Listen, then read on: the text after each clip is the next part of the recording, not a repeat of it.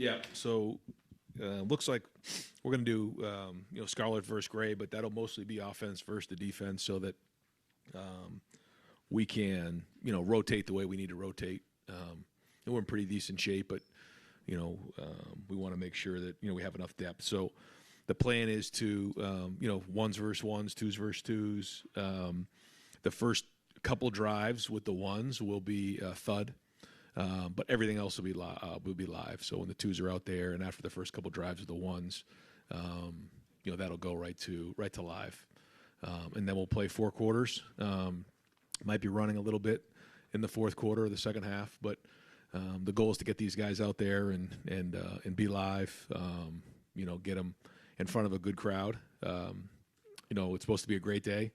I think we're north of 50,000 seats sold so far, which for midweek is a pretty good number as it's trending, but hoping to get even more on Saturday. Should be a great turnout and a great opportunity for our guys to play in front of a good crowd.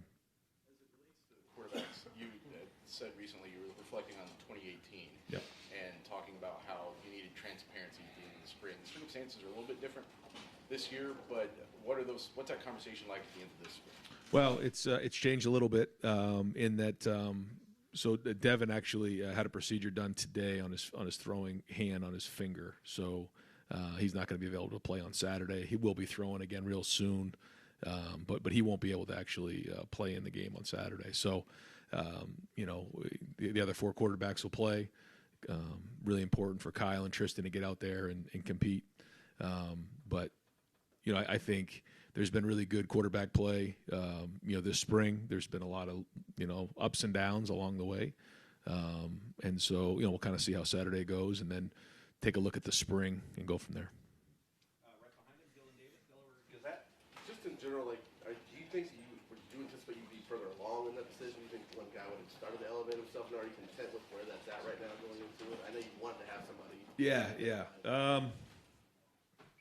I mean, it would be nice to have it be black and white. I can't sit here and tell you it is right now. I think they've both done really good things. I think there's things they both have to improve on. I think if they were sitting right here, they'd both tell you the same thing. I don't think that there's no games or no agenda here. It's 2 guys competing, and in one day one guy has the upper hand, the next day the other guy might have the upper hand, and those reps have been split up evenly. You guys have seen in practice. We've been really making sure we do that. So they know that there's things they need to work on. There's things that they've done well. I guess this is practice. 13, right?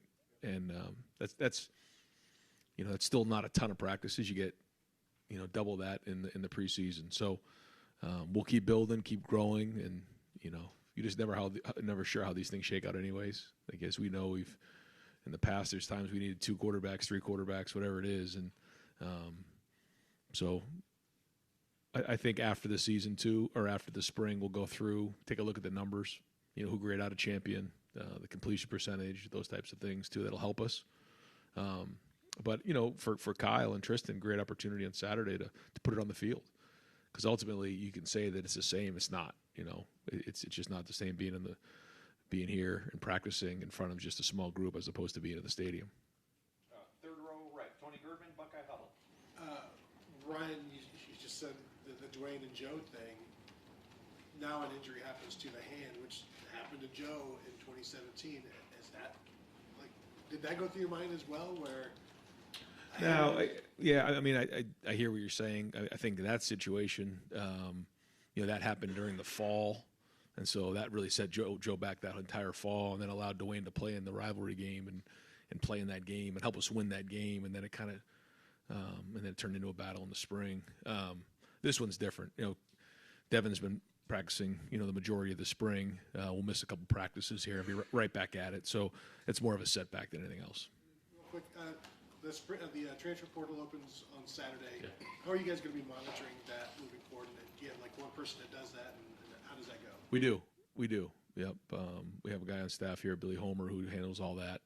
He identifies the guys who are in the portal, evaluates them, and then we have a board and a list and things like that to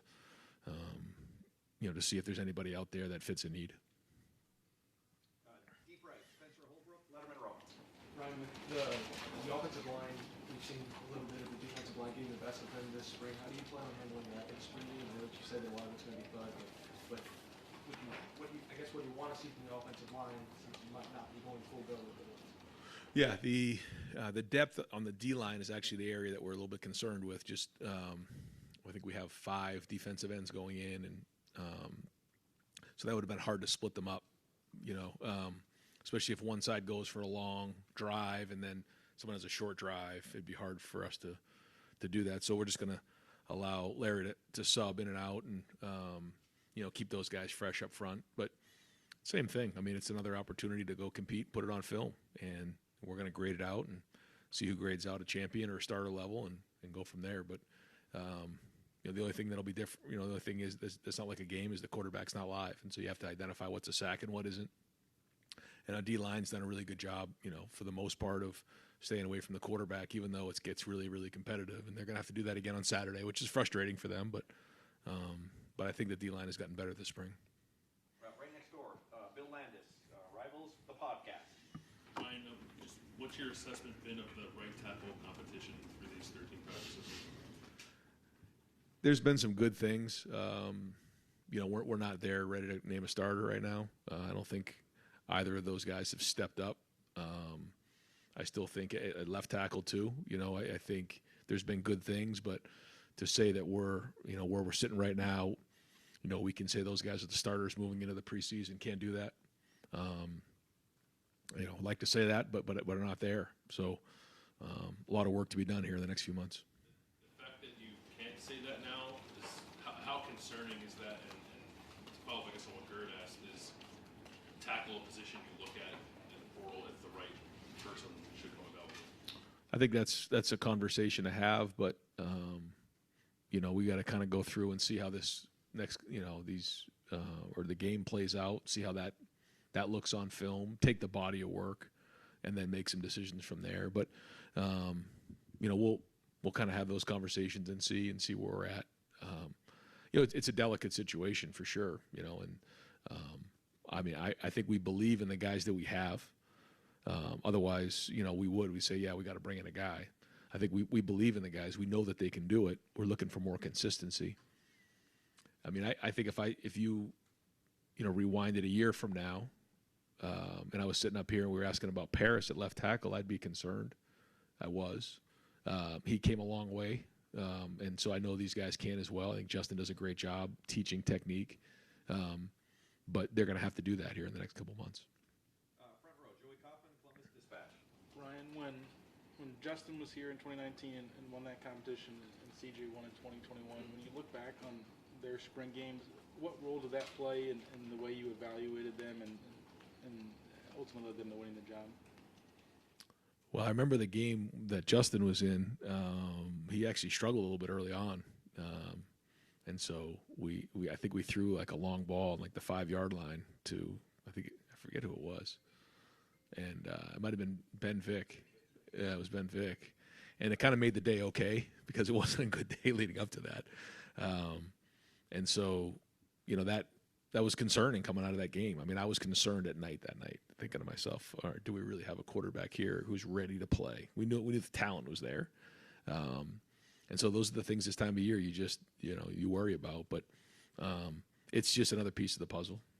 But I think it does tell you when you're in the stadium how things are going. But to think that Justin would have played the way he did that year coming off of that spring game, that wasn't a great indication of how he played, because he certainly played great, Now, for him, he had just been in the offense for a couple of months, so that probably played into it. These guys have been in the offense a little longer. Tristan, not as much, but certainly Kyle and Devin. So I just think understanding the offense, they're further along than those guys were, and CJ was at that point too. Dave Biddle, 24/7 Sports. Another question about the offensive line, Ryan. Knowing you were losing 3 starters up front entering spring, is this about where you thought they would be leaving spring or almost leaving spring? Are you guys a little ahead, a little behind overall as an O-line?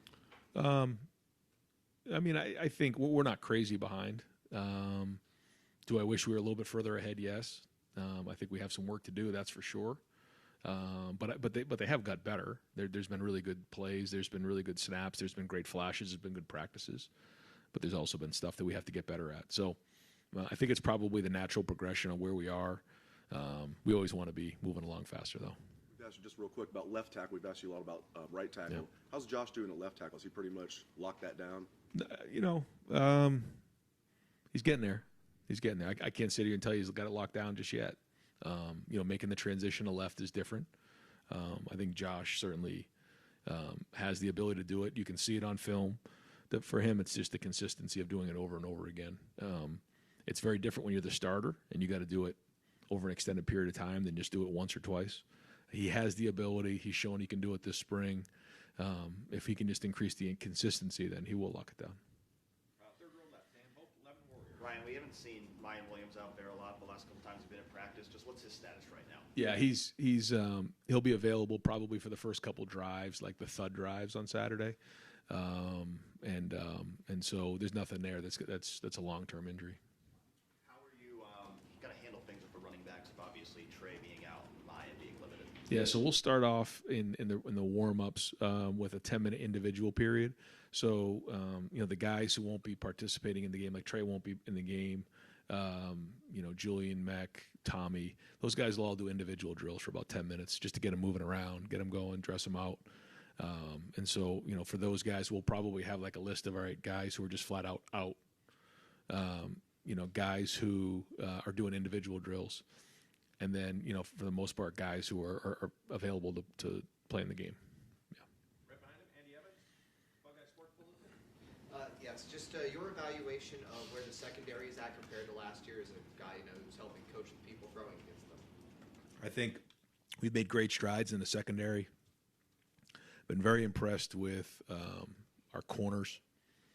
I think Denzel's playing his best football right now. Been just impressed with his offseason, impressed with his approach every day. Got his hands on a lot of balls, had a huge interception in the 2-minute drill the other day. Jordan Hancock has now with a full off season, and now that he's healthy, you're starting to see his potential pop.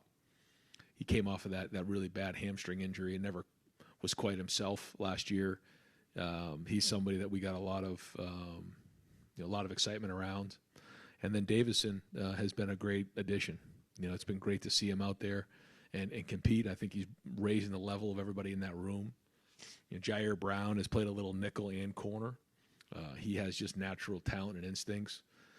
Jermaine's been out there, Ryan Turner. So, we're starting to get a group in there that Tim's been able to now spend a year or two with. And I think the addition of Davidson and now a year of experience in that group, you're seeing their hands on a lot more balls and challenging throws, which is really exciting. The safety position has been much more solid. Lathan and Proc and Sonny and some of the guys back there have done a nice job. Jahard Carter was playing well about midway through. Had a little bit of an injury that'll I don't know whether he's going to be available or not on Saturday, but up until that point, he had shown, again, kind of raised the level of everybody back there. It's year 2 in the system, more experience, and a couple added pieces. I've been encouraged. Far left, Stephen Means, Cleveland.com. Right. Do you believe in recruiting momentum? Is that like a real thing for you guys, or is that something we maybe make too big of a deal of? Well, I think when you start to see guys jump on board and recruit each other, I think that's a sign of how things are going in recruiting. I think it's a sign of how people view, the program and the culture and what's going on here. And I think that's probably what you're seeing right now. When guys are coming on these visits, they're getting around our players, they're getting around our coaches. They see who we are. They see the foundation of the program here. They see not only a program that competes nationally for championships every single year, but also has a culture that you want to send your son to be a part of. And that combined with the city of Columbus, Buckeye Nation, there's a lot of excitement right now. And like you said, there is momentum. And I think when you mention that, it's probably some of the recruits jumping on board and then recruiting the other recruits to come on, because that's the great thing about committing early is that you get to actually have an impact on your recruiting class and your teammates. And I say it all the time. How cool is that to be able to lead your recruiting class or your side of the ball? And we listen to those guys because they tell us the real information. Sometimes the recruits they put on a different face in front of the coaches, but behind closed doors they're real with the recruits. And so we take a lot of their feedback back, and that's that, and just access to the program are the benefits to jumping in early, which, you know, again, some of the guys are doing now. People to make decisions, like kids have to do it on their own. Yeah. Is it nice when you can have, you know, a kind of a run like it feels like you guys are having on right now, with multiple people like this? Yeah, it's big, it's huge, it's great for the program, it's great for the recruiting class.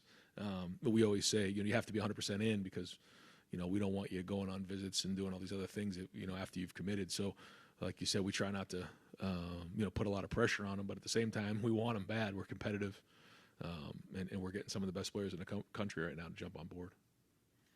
Fourth row middle, Pat Murphy, 24/7 Sports. Ryan, when we watch practice and one side of the ball does well, that means the other side of the ball didn't do well, I guess, on that play is kind of the basic way to look at it. When you guys go back and watch the film and you're evaluating those plays, how do you assess, like, okay, quarterback threw an interception, you know, do you get what I'm saying? How do you assess those types of things? Well, I think the first thing you got to do is you got to take some of the emotion out of practice when you're competing against each other, which is what we've done, I think, a really good job of, is create a competition this spring. You know, there can be, you know, a play that, you know, gets a lot of attention and kind of creates a lot of juice and energy on one side of the ball. And then, you know, you come back and quietly the other group is getting a sack or is throwing a long pass for a touchdown. And so you have to just identify, you know, what's really going on in practice, and not get caught up in the emotion of everything. Because I think our guys have brought great energy at practice, and we love that. We want that environment. But as coaches, you have to identify what's real and what isn't. And, you know, when you're playing, you know, good on good, and, you know, it gets really, really hard. I mean, like those plays, 3rd and 5, game on the line, what's the play? You know, the first play of inside drill is great, and, you know, the first play of 7-on-7 is great. But when it's a team drill, and, you know, we're really trying to evaluate, you know, how guys can operate in those game-like environments. That's where we're making our biggest evaluations. But to your point, that's our biggest selling point in recruiting, is that you're going against really good players on both sides of the ball. So if it becomes lopsided one way or another, then there's probably an issue. If we have to overcompensate schematically on either side of the ball because there's just a matchup issue, then who knows, right? I mean, somebody trying to cover Marvin, that's hard, you know. Someone trying to block JT, that's hard. So you have to try to identify that. I mean, those are great players, but you also need to win your share too if we're going to go win championships and reach our goals. So it's great evaluation. That's one of the great things about being in practice at Ohio State, is you're going against great players, and I think that builds confidence. Like, if you can do that, if you can block JT or Jack, you know, or Kenyatta coming off the edge, you feel pretty good about most of the guys we're going to play, that you can do the same thing.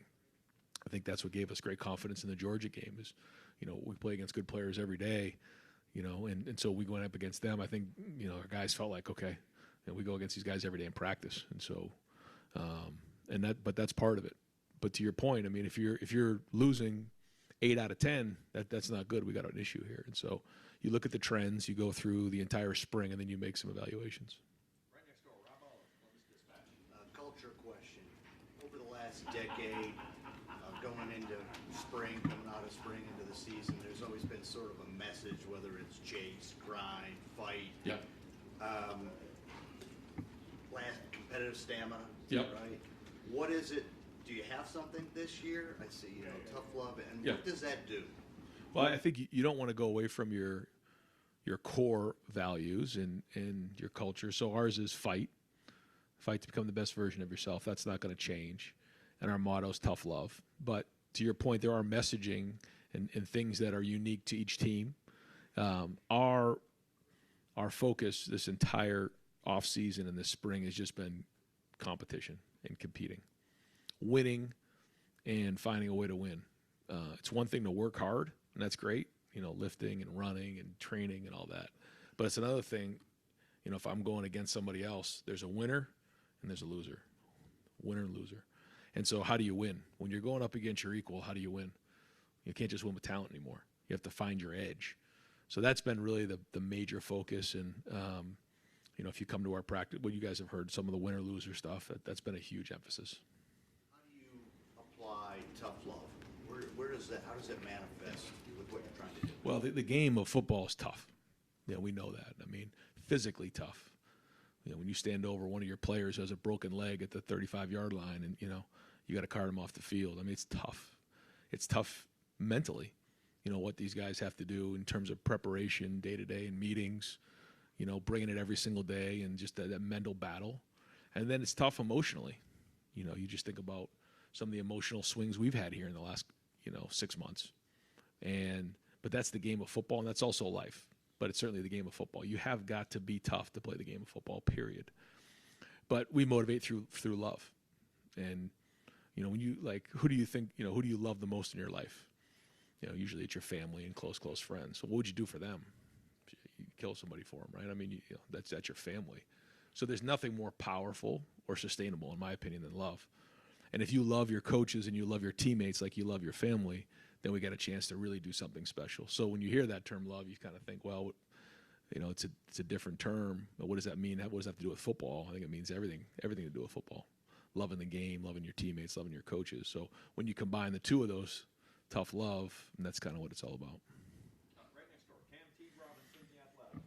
Ryan, in the era of the transfer portal, how do you juggle concern about a position in this time of the year, but also knowing you have a lot of time till the fall where you could get like a Paris type growth or Justin Fields type growth?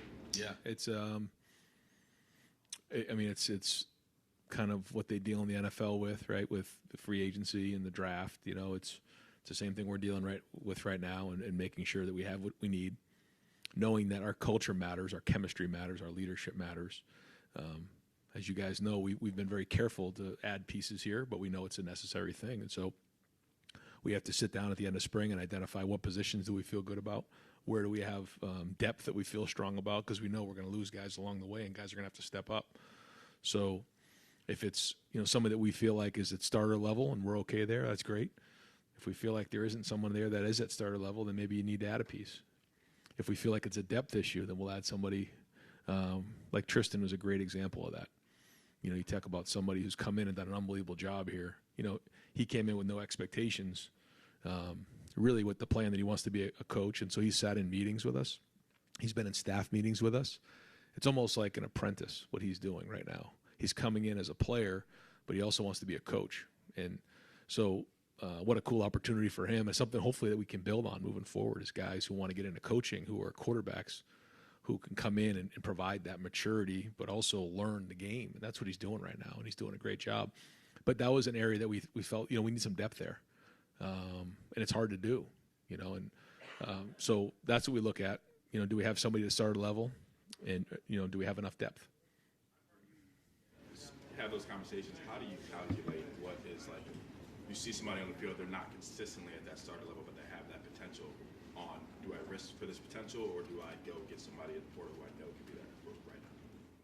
Well, even when you bring someone in, you don't really know. You think you know. It's like in recruiting. If we knew all the time, then we wouldn't be worried about this. It's like you try to do the best you can to evaluate it. But again, we put so much, probably more than anybody else in the country, into the guys who have been in the program for a few years, and that matters. They understand the culture. They've been through it with Coach Mick and all that. And so we'd rather not, but sometimes there's times we feel like we need to, then we will. All right, Clay Hall, WSYX. There's a couple of, I think, NIL opportunities coming up. Yeah. Are you do you see yourself as the point person for NIL? Is there somebody who sits in an office and gauges who needs what? Yeah, certainly no. I can't do that, and I don't do that. But I am trying to circulate the conversation to understand, for everybody in Buckeye Nation, the city of Columbus, the state of Ohio, to normalize NIL, because it's not going anywhere, and it's a critical part of our recruiting. And we've had a lot of people who have embraced it, and because of that, we're starting to build some momentum here in recruiting. But we're going to need more and more help. That's just the way it is. And so I've tried to do the best I can to, again, normalize the conversation and help our guys with opportunities. Not that I can directly do that, but by talking to folks and let them understand that this is okay. This is something that is important to our program, is part of my job now. Luke Fedlam indicated to me that he thinks by late summer we may have some congressional involvement. Do you think there's guardrails or more enforcement or whatever you want to call it coming? I hope so. Yeah, I hope so. I think the biggest struggle that a lot of us have, I know that I have, is when we're talking about something like this, and there are other things like this right now in college football, there's really nothing to compare it to. There's no benchmark. There's no precedence for something like this. And that makes it hard because sometimes you don't know where you're going. But I do know that some sort of guardrails, like you're saying, around this would certainly help. With the country western band, are you involved? Will you play an instrument? Do you sing? I leave the playing instruments to Coach Mick. He's unbelievable on the drums. So I cannot play a musical instrument, although I'd love to. I just don't have a lot of time to learn how to play a musical instrument. I don't think I'm going to sing. I might get up on stage or something like that and have some fun, but I don't think I'll be singing. All right, Adam King, WBNS, NTV. You said that you wanted to be more of a CEO with the offense and defense. Now that you've kind of got a spring underneath you, do you feel like you've seen a difference in your coaching style this spring? You'd have to ask the coaches. I'm not sure. I'm trying to stay in the middle of the field. It's not easy to do. I'm trying. How do you think Coach Hartline's come along with this offensive role? Well, I think first off, on the offensive side of the ball, the only way to really allow them an opportunity to progress is to kind of take a step away. I think it's hard when you're in that situation. I've been in that situation before, and the first thing you ask is, what does the coach expect me to do here, as opposed to what's best? And so I think they've been navigating that well. Certainly, he and Justin, work well together. They're both very bright. Keenan, Corey, Tony. I mean, it's a good group in there, and they know the system, which is great. But a big part of that is how does the system, adapt to this group, because this is a different group than we had last year, and every year it changes. So really bright group, and I think, it's been great to see the new dynamic in place. Right in front of him, Justin Holbrook, WCMH. Going back to Dev, if you think about a player who has a really good spring or a good spring game, especially in the ones because of injuries, how do you balance that with the immediate of what might be offered somewhere else this season and building them and being part of that depth and being part of this to stay around? Yeah, it's. I don't think there's a hard and fast answer to that. I think you have to take all things into consideration, and you try to do the best you can. But I think you're identifying all the things that come into play when you're having these conversations. And if it was just clear cut, it would make it a lot easier. But there's a lot of things to consider. How much weight do you put on how a guy plays in front of 50,000 people on Yeah. this one day as opposed to the totality of spring? It's a piece of the puzzle. Yeah, for sure. I mean, we've had guys who have gone out and played really, really good in that game and not really had great careers, and then other guys who have really played poorly in that game and had great careers. But I'd say the majority of it, it's a pretty good indication of how they're going to handle themselves in a pressure environment. Front row right, Austin Ward, Rivals, the podcast. Right, I know it's 13 practices and tight end is a developmental position, but has anything that Jelani did in the last 6 weeks changed your expectation for what he could give this year? I think he's got a lot of potential. I think we can see that. The tight end position is such a developmental position, and I think he's embracing that, which is the best thing he can do, because that position just doesn't happen overnight. And the more he embraced that, the better, because he's got a good group there. Cade's certainly the leader of that group, but G and Joe both have had really good springs. I think they're really going to help us. You're going to see us in 12, and who knows, maybe even 13 at times next year. But he's got a lot of people there he can look up to learn how to do it, and he's got a lot of potential. I mean, to think about a guy that we've had at that age come in with this much talent, I don't know. I don't know if we've had one since I've been here. If you had to play a real game on Saturday, what do you think you would show in 12? What's your confidence level in that? If you right now with what you've got, you said Joe and G, but yeah, maybe it would rotate between the two. What was your confidence level in that? How would it look? I don't know if I'd say 50-50 right now. One of the things we like to do is take everybody on offense and rank them, and then figure out, based on everybody on the offensive side of the ball, and then maybe a few others like in recruiting, and then take all the total rankings, and then we come up with numbers to figure out who are the most valuable guys, who do we think the best players are. And if it's clear cut that there's 4 or 5 receivers, in the top 11, then clearly you need to be in 11 more. If we start to see those tight ends move up on the list, then it's probably closer to 50-50. Not that that's hard and fast, but that's something that we like to do, just to kind of get everybody's opinion on it. And we want to put the best players on the field and try to adapt from there. But 12 does give us some things that 11 doesn't. Right next door, Tim May, on 3, let him interrupt. Yeah. Thank you, Jerry. Back to Tristan Gebbia. If this was August and you just told us what happened to Devin Brown, Yeah. is it thank goodness that Tristan Gebbia is here? You understand what I'm saying? Absolutely. And then how has he impressed you on the field? What has stood out about him just playing? Maturity, just his approach in the meeting rooms. And like you said, yeah, I mean, this is real right here. Things like this happen. And the cool thing is we get Lincoln coming in the summer too. So, he's going to have to pick things up fast. But, I don't remember the last time we had 4 guys where we feel like, okay, we got some good depth in that room. Yeah, I've been impressed with his approach. You can tell that he's played in games. The decisions are quick. The ball comes out quick. And he's got a mature approach to him. Two other quickies. When you're talking about the offensive line and where it's state right now, is it mistakes that are happening, or are y'all dealing with some situations where maybe a guy isn't good enough? You understand what I'm saying? Yeah. I mean, how do you draw the line there? And making a lot of mistakes is not good enough too, right? Yeah, and you have to identify what it is. Is it just lack of reps? Is it the coaching? Is it the scheme? Or like you said, is the player just not good enough? And those are the decisions that we have to make as a staff, and that's where the evaluations come as you watch the spring cut-ups. Is because when you're in the day-to-day practice, you're kind of in the forest and you can't really see the trees. You just see 1 or 2 reps, and that's not really an accurate evaluation of what you're seeing. So we'll kind of go back through, watch them here, and try to do the best we can. I don't think that it's a situation where, we just don't have good enough players. I don't think that's the case. I just think that we need to continue to play. They need to get more and more experience, and they need to learn what it is to be a starter. It's one thing to be in the 2s and go against the 2s on defense every day in practice and not really have to play as much in a game.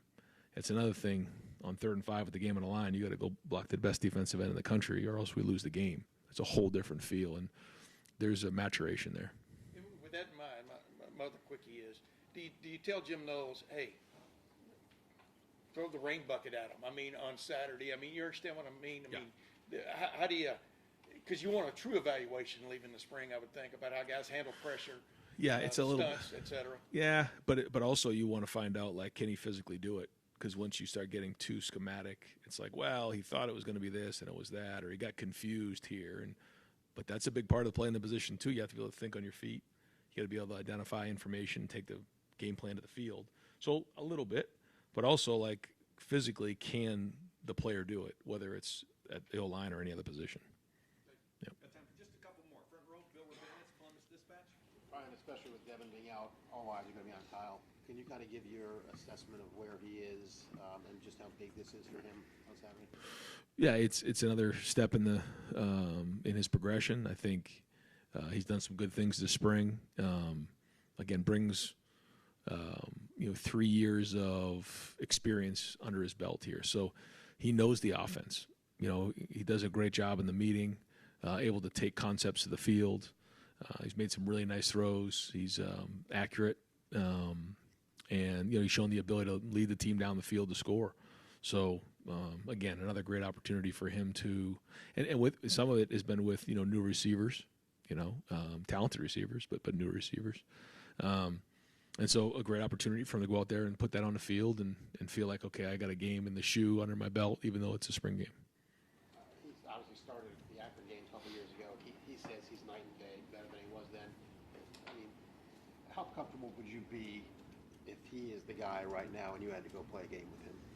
Well, it's hard to say right now because there's still so much more to go here.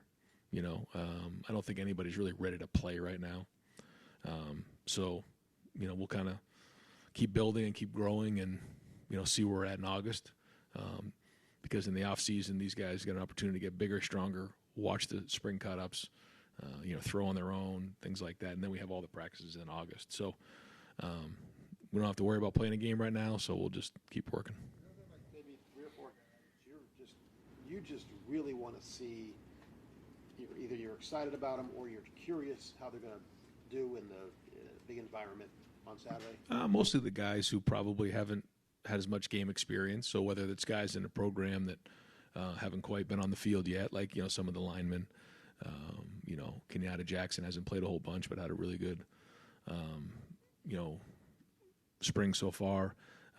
Seeing guys like Davison out there who haven't played here at Ohio State before, although he's played in games before. Just kind of seeing the guys that maybe we haven't seen, or the young guys, the freshmen who, again, you see them in practice, you have an idea what they can do, but it'll be fun for everybody else to see it. And final question, second row right, Doug Lamereese, Cleveland.com. You guys keep talking about ranking these players and all. There are podcasts waiting to happen, man. You guys just need to record your meetings. God, it's so good. A couple housekeeping things. The Devin injury, was it a thing that was ongoing and you had to get it taken care of, or did something happen? Something happened. Something happened. Yeah. Do you expect that he will be able to throw this summer? Oh, yeah. With receivers? Yeah. All that, and he'll definitely ready to go by August. Oh, yeah. He should have a pretty much a full summer. Yeah. What will your play calling involvement be on Saturday? I'll be on the headset and just kind of going through it. We'll go through the game plan and what we want to show, what we want to do in the game, and then let Brian call it, and I'll kind of be right there, and we'll, I won't be, probably have the play sheet in front of me or anything like that and go through it situationally. Let Brian do that, but I'll be right there, and we'll probably huddle some, so I'll be able to kind of relay some of that information to the quarterback. And then last thing, talking about the recruiting momentum and announcement of another collective today. You guys signed a really good class in December, right? Yeah. But there was also, it felt like, maybe some things that could have happened but didn't. How have your feelings about your ability to recruit the way you want to changed, evolved, anything between December and now? I just think we have to adapt, like we've talked about. I think we're doing that. I also, recognize that the truth is when you don't sign a big class, your rankings aren't as high because the quality of the guy that we brought in was very high. But the reason that we didn't sign as many guys is because guys didn't enter the transfer portal. So that's just the truth. And so I don't know. I think we're going to sign a big class here, which is great. But I also want to sign a quality class, which we're doing. But I also think that we're in better place to compete for some of the bigger guys in the country. Hey, Jared, can I ask one quick? Are you disappointed that wherever that group is, has opted to kick the can down the road a little bit on letting basically everybody who is on staff coach or be involved in coaching? I mean, is that disappointing to you? I mean, what's just your take on it? There's a lot to work through there. I think there's a majority of coaches that would like to see, more flexibility for the coaches to do work on the field in practice, not so much in the game, but in practice. But there's a lot that comes with that. IAWP issues and recruiting that we got to make sure that we clear up.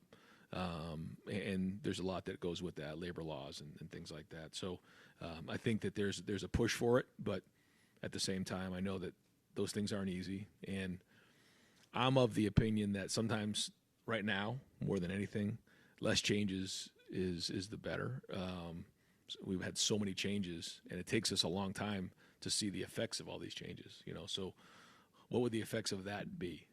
Not that I'm saying I don't think it's a good idea, but there's a lot that comes with these decisions. Yes. Thank you. Yep, you got it. No problem. Yep.